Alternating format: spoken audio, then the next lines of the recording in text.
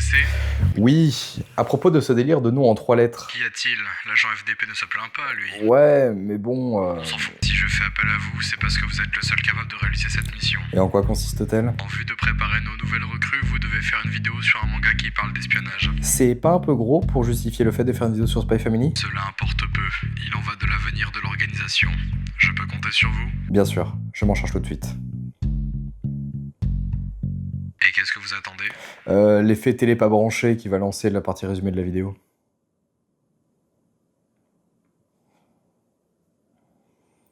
Bon, c'est long là. Le manga commence sur un accident de voiture causant la mort d'un diplomate. J'adore lire des mangas pour me changer les idées par rapport à l'actualité. Une organisation super sérieuse avec des gens autour d'une table en costard dans le noir et tout pense qu'il s'agit d'un assassinat en vue de provoquer une guerre entre Westalis et Ostania. Ils décident alors de faire appel à Twilight, leur meilleur agent. Sans transition, on retrouve dans une ruelle un espion livrant des infos compromettantes sur un ministre afin de le pousser à la démission. L'info en question, c'est que le ministre porte une perruque.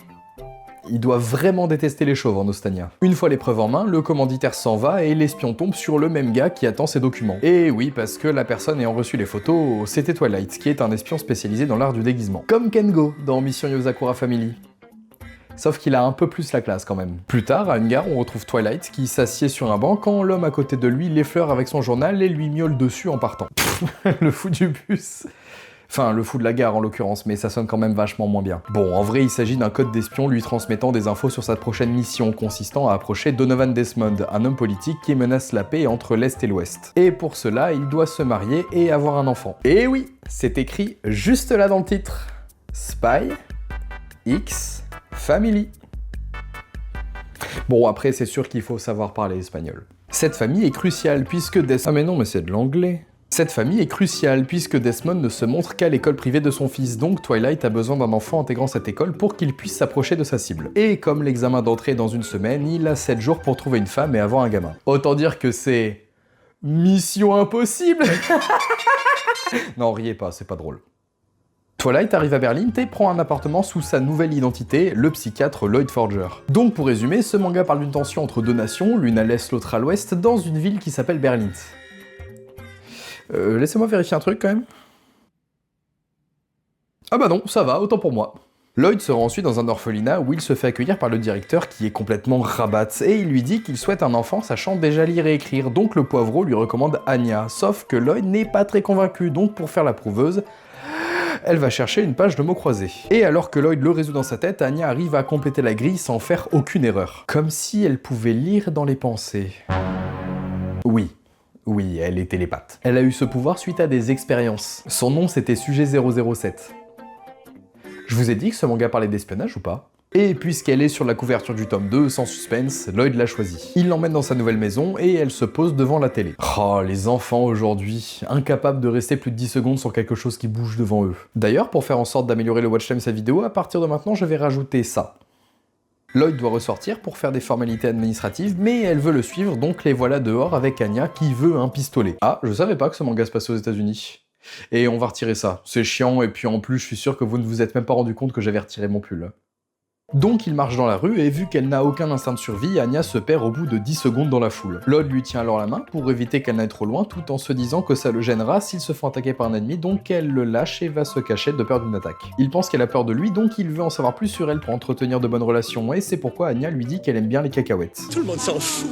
Lloyd se rend compte qu'elle est complètement con et il envisage de prendre un autre enfant à sa place, donc Anya hurle dans le magasin au milieu des gens et supplie Lloyd de ne pas l'abandonner. Ouais, ça part pas super pour la bonne entente. Pour qu'elle se calme, Lloyd lui donne des cacahuètes et vu qu'elle est fatiguée, il la porte sur le retour. Oh, regardez comme il a l'air trop heureux sur cette case. Puisqu'il ne comprend rien au comportement d'Anya, il va à la bibliothèque emprunter des livres sur l'éducation, et alors qu'il commence à les étudier, il abandonne car de toute façon, une fois sa mission terminée, il la ramènera à l'orphelinat. Ouais, il est pas très Montessori. Le lendemain, Lloyd veut évaluer les capacités intellectuelles d'Anya pour vérifier qu'elle est de taille pour passer l'examen d'entrée de l'école. Non, mais moi je vois pas de raison particulière de pourquoi elle aurait pas les capacités pour rejoindre cette école. Il sort, mais Anya veut le suivre, ce qui n'est pas dans ses plans, donc donc il la bloque avec un bureau placé devant la porte d'entrée. Heureusement que le but d'un espion c'est de ne pas se faire remarquer. Non, parce que le gros bureau dans le couloir pour enfermer un gamin, je pense que ça tire pas trop les soupçons en vrai. Une fois dehors, il va voir Frankie, un informateur au visage très carré et aux yeux très ronds qui lui donne le formulaire d'inscription de l'école et les questions qui seront posées lors de l'examen. Au passage, il a aussi fait des recherches sur Anya et n'a trouvé aucune info sur ses origines, si ce n'est qu'elle a été adoptée 4 fois et à chaque fois ça a été un échec. En même temps, ça se comprend un peu.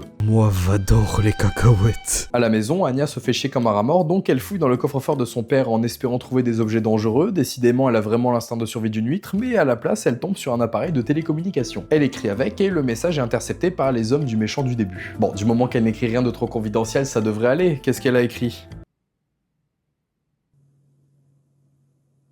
Cacahuètes. Bon, du coup, évidemment, le méchant est très énervé et il compte bien retrouver l'origine des signaux pour mettre la main sur Twilight. Je t'ai enfin retrouvé, Twilight. Oh non, Jacob, tu m'as fait mal. Oh, je suis désolé, ma très chère. Edouard, viens me secourir. Est-ce que tout va bien, ma belle? 30 ans de recherche pour ça. Super, ici, la vie à Fourchette. Eh ben, ça valait pas le coup. En rentrant, Lloyd découvre que le bureau devant sa porte a été déplacé. Il se met donc sur ses gardes et quand il rentre, il se fait attaquer, mais il esquive, riposte, court, envoie une conserve de thon et fracasse une chaise mettant à terre les deux intrus, après quoi il fonce dans la chambre d'Anya et découvre qu'elle a disparu. La vache, ils sont efficaces à la DAS. Il sait que sa couverture est maintenant compromise et il envisage de remplacer Anya quand un des intrus l'attaque par derrière et s'ensuit un gros bam avec 2 A. Au QG des méchants, Anya est bâillonnée dans un caddie et le boss veut s'en servir comme monnaie d'échange pour que Twilight vole la perruque du ministre vue en début de chapitre. Ah ouais, donc les chauves c'est vraiment une obsession pour lui. Un de ses hommes lui dit qu'on s'en balègue de cette histoire de perruque, donc en réponse il le bute. Ah, la joie des entreprises familiales. Il justifie ce meurtre en disant que c'est intolérable pour un homme politique de porter une perruque car il ne doit pas mentir au peuple. Et ceux qui ont des perruques, puis c'est tous des cons. Oui, monsieur Kazuya, c'est très bien. Faut aller prendre ses cachets maintenant, hein. Les deux intrus reviennent de l'appart et leur livrent Lloyd avec un sac en papier sur la tête. Un des deux agresseurs s'en va et alors que le boss retire le sac, il découvre qu'il s'agit en réalité du gars qui vient de partir, qui n'est autre que Lloyd déguisé qui est en train de prendre la fuite avec Anya sous le bras. Vous suivez, c'est bon? Une fois dehors, il lui dit que ce sont des joueurs de cache-cache professionnels, ce qui est un mensonge qui aurait peut-être pu marcher si elle n'avait pas vu un mec se faire buter sous ses yeux, puis il lui donne un papier qu'elle doit apporter à un commissariat pour intégrer un meilleur orphelinat. Oui, parce que Twilight compte maintenant réaliser sa mission avec une autre stratégie sans enfant, puisqu'il s'en veut d'avoir mis Anya en danger. Bon courage par contre pour infiltrer l'école avec une taille d'adulte. Vous voulez vraiment me faire croire que vous avez 6 ans? Je grandis très vite. 6-7. Elle court avec le papier et de retour dans le QG des malandrins, Twilight les met tous à terre et menace le boss de tuer sa fille s'il n'arrête pas de le pister. Bon deal. Une fois sorti, il tombe sur Anya qui l'attendait en jouant avec des fourmis et elle court vers lui en le suppliant de rentrer ensemble chez eux. Même si c'est pas très stratégique puisque cette gamine est ingérable et qu'elle a amené des ennemis chez eux, il accepte et les deux rentrent tranquillement. Quelques jours plus tard, Anya participe au concours d'entrée de l'école et elle entend les pensées de tous les autres enfants, ce qui ressemble à peu près à ça. Ça la démoralise, mais elle se remémore les moments de ses révisions et se ressaisit. Le jour des résultats, Lloyd et Anya apprennent qu'elle est admise, et pour célébrer cela, ils la portent, puis ils tombent, alors que pourtant elle a pas l'air si lourde que ça. De retour chez eux, alors que Lloyd est décédé sur le canapé, le facteur leur apporte une lettre de l'école contenant la convocation à l'entretien, où l'enfant et les deux parents doivent être présents. Mais là, ils sont un enfant et un parent, donc Lloyd doit vite trouver quelqu'un pour jouer le rôle de sa femme. Puis ils vont faire quoi? Déguiser Frankie en femme? On est sûr du bordel là? Heureusement, Lloyd et Anya ne sont pas convaincus, donc Lloyd doit se trouver une femme. Transition vers la mairie de Berlin, où on fait la rencontre de Yor Briard, une employée de mairie. Lloyd se dit qu'il faut qu'il trouve une femme, et on switch sur un personnage féminin qui en plus est sur la couverture du tome 3. Je pense que c'est pas elle en vrai. Ses collègues parlent de banalités très peu intéressantes et l'une d'elles veut mettre une crotte de nez dans le café du chef qui est en train de préparer Yor, ce à quoi elle répond qu'elle ne savait pas que ça le rendait meilleur. Eh bien, testons ça tout de suite.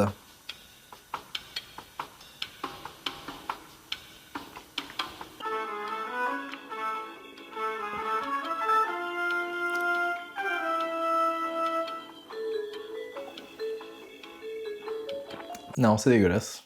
Ses collègues se foutent de sa gueule et lui disent qu'elle devrait vite se trouver un mari puisqu'il y a plusieurs cas de femmes célibataires enlevées par les autorités suite à des signalements de suspicion d'espionnage. Ah, c'est sûr que c'est louche, une vieille fille seule comme elle du haut de ses 27 ans. Yor les remercie.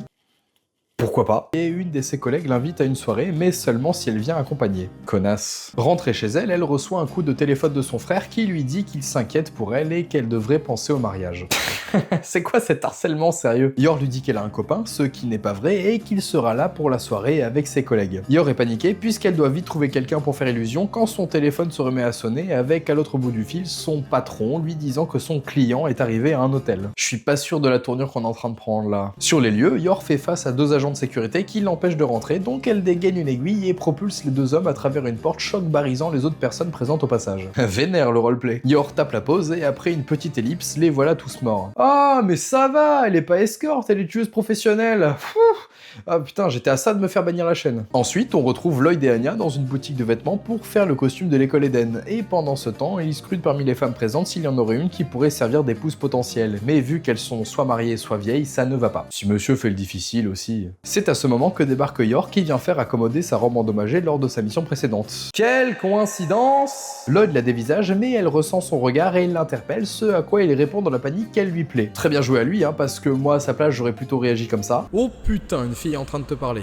Ok, calme-toi, respire et dis quelque chose.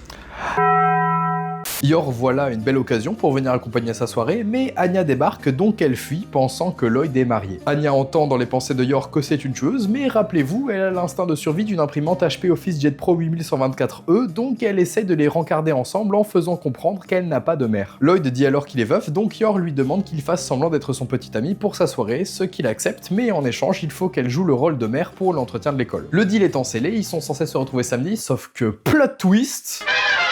Alors qu'il fait les courses, le caissier croisse à la gueule de Lloyd, décidément ils ont vraiment un délire chelou avec les cris d'animaux, ce qui correspond à un code pour qu'il regarde le papier caché dans une des pièces reçues qui le convie à une mission se déroulant le soir où il est censé retrouver Yor. Est-ce que je viens de faire un AVC?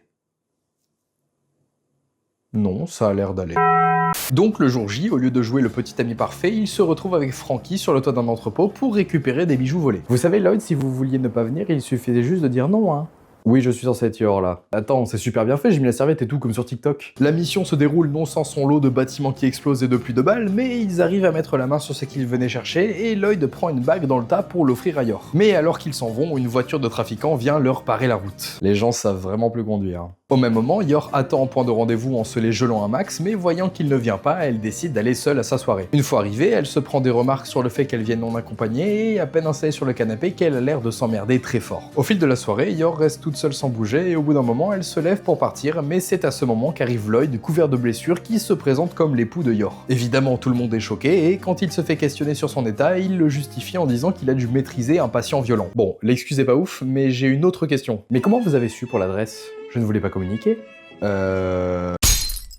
Bon, apparemment on s'en fout et Lloyd a dû bien capter que cette soirée avait l'air de puer la merde parce qu'ils s'en vont au bout de 30 secondes. Dans la voiture, à cause d'un émetteur présent dans la boîte des objets récupérés, ils se font rattraper par les trafiquants.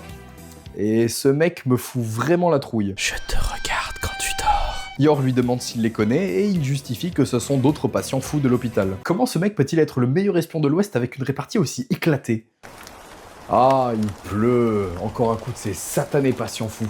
Heureusement, Yor n'est pas le pingouin qui glisse le plus loin du tiroir, donc elle le croit. Il s'arrête ensuite dans une usine, Lloyd fracasse un des malfrats et Yor le questionne sur la maltraitance de ses patients, ce à quoi il répond que cette méthode de traitement est efficace. Ah bah c'est sûr qu'une fois mort, le patient il va pas te faire chier longtemps. Ils s'enfuient mais se font prendre en embuscade et alors que tout semble perdu, Yor met un gros high kick dans la gueule d'un des trafiquants, l'envoyant rouler boulet sur plusieurs mètres. Lloyd la remercie, il se marre, mais rattrapé par la réalité sous forme de tir à l'AK-47, ils reprennent la fuite. Et en ce moment pas du tout opportun, Yor demande à Lloyd de l'épouser, ce qui lui donne une soudaine envie de faire du ventriglisse. Il accepte et veut aller officialiser sa mairie alors qu'il a l'air d'être au moins 22 heures passées et que ça doit être fermé depuis bien 15 heures facile. Et vu qu'il a perdu la bague et qu'il a choué tout à l'heure, à la place il dégoupille une grenade et lui passe la goupille au doigt devant une explosion de chair et de boyaux des derniers trafiquants restants. Vous venez d'exploser vos patients là? Je vous ai dit que ces patients avaient l'air fous, non? Oui. Et ont-ils toujours l'air fous? Non.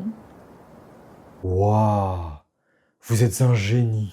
Quelques jours plus tard, Yor emménage chez les forgeurs et ni une ni deux, il commence à préparer l'entretien de l'école, mais le niveau de sa fausse famille est tellement catastrophique que ça décourage Lloyd qui les emmène dehors pour une sortie culturelle. Ils commencent par aller à l'opéra, mais ça ne fait pas vraiment effet, donc ils vont plutôt dans un musée, mais Anya ne semble avoir aucune sensibilité artistique et Yor a l'air d'avoir un certain problème avec tout ce qui peut tuer des gens. Au cas où on aurait oublié que c'est une tueuse à gages. Ils vont ensuite dans un restaurant gastronomique et... Lâche ça. Pitié. Mais pareil, ça ne marche pas. Lloyd est découragé et Yor les invite à prendre l'air, donc les voilà en train de profiter d'une vue de la ville. Une vieille dame se fait voler son sac sous leurs yeux ébobis. Pour rattraper le voleur, Yor saute par-dessus la barrière, sauf qu'il s'est dissimulé dans la foule, mais Anya le retrouve en lisant dans ses pensées et guide Lloyd vers lui. Heureusement qu'il était à côté d'un magasin de gâteaux, parce que sinon ça aurait été plus compliqué. Papa, on peut aller au magasin d'immobilier là-bas? Je savais que t'avais été bercé trop près du mur, mais là c'est chaud quand même.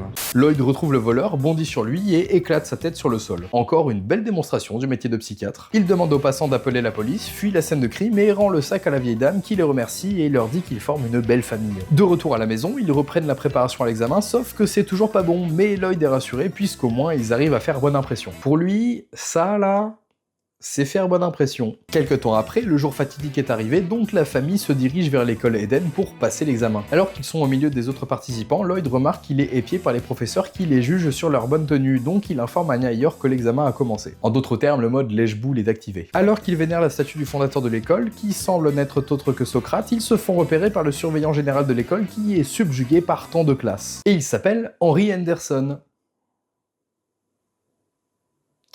Et je viens de réaliser qu'on s'en fout. Alors qu'il continue, il croise un élève coincé dans une bouche d'égout, et vu que ce sont des véritables génies, ils comprennent qu'il s'agit d'un autre test. Ils vont voir l'enfant pour l'aider, mais lorsque Lloyd le sort, il se retrouve avec son costume couvert de saleté, donc Henderson veut les éliminer, mais c'est sans compter sur les forgeurs qui avaient prévu une tenue de rechange.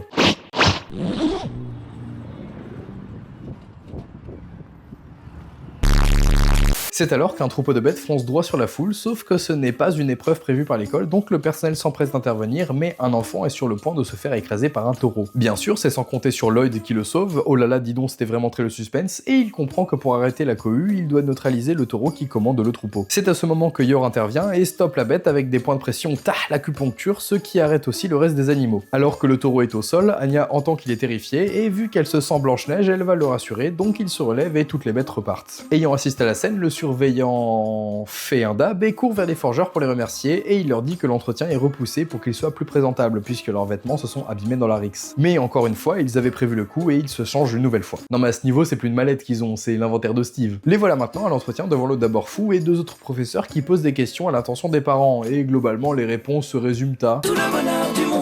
Au fil de la discussion, il demande à Yor les plats qu'elle prépare pour Anya, ce à quoi Lloyd répond que c'est plutôt lui qui cuisine. Ce qui est plutôt une bonne chose, vu que plus tôt on l'a vu ramener du poison chez les forgeurs quand elle a emménagé. Un des profs fait alors une réflexion qui grosso modo se résume à... La place de la femme, c'est à la cuisine! Les forgeurs ne se laissent pas distraire et c'est au tour des questions pour Anya sur globalement pourquoi elle veut intégrer l'école et sa relation avec ses parents. Classique. Mais ce côté famille parfaite fout le seum au professeur Moustache, qui demande directement à Anya si elle préfère Yor ou son ancienne mère. Moins classique. Évidemment, Anya pleure et les remarques déplacées du prof énervent Yor et Lloyd qui se mettent en position d'attaque et s'ensuit un gros blâme dans la salle. Par pitié, faites qu'il se soit pris une baigne de l'espace. Malheureusement non, Lloyd a frappé violemment la table prétextant écraser un moustique et il se barre de la salle en justifiant que l'école ne correspond finalement pas à leurs valeurs. Lloyd, allô? Putain, il nous fait un AVC. T'avais une mission, tu te souviens? Allô? Face au comportement déplacé de son collègue, le surveillant général se lève et fait ce que Lloyd aurait dû faire, lui caler un énorme pain dans sa gueule. De retour chez eux, les forgeurs tapent une Shinji pause pensant qu'ils ont raté l'examen, ce qui serait vraiment terrible car ça mettrait fin à leur fausse famille, mais ils essayent de garder la pêche en espérant qu'Anya soit prise quand même. Et c'est là que s'arrête le premier tome. Alors du coup, est-ce que vous pensez qu'Anya va être prise ou pas? Bon, il y a actuellement 15 tomes de Spy Family écrits par Tatsuya Endo et édités chez Kurokawa, donc si vous voulez la réponse à cette question insoutenable, faut lire la suite. Non, sans déconner, lisez Spy Family, c'est trop bien. Ben voilà, j'espère que cette vidéo vous a plu. Si c'est le cas, bien sûr, comme d'habitude, pouce bleu, abonnement, commentaire. Et moi je vous dis à la prochaine pour une nouvelle vidéo. Allez, salut!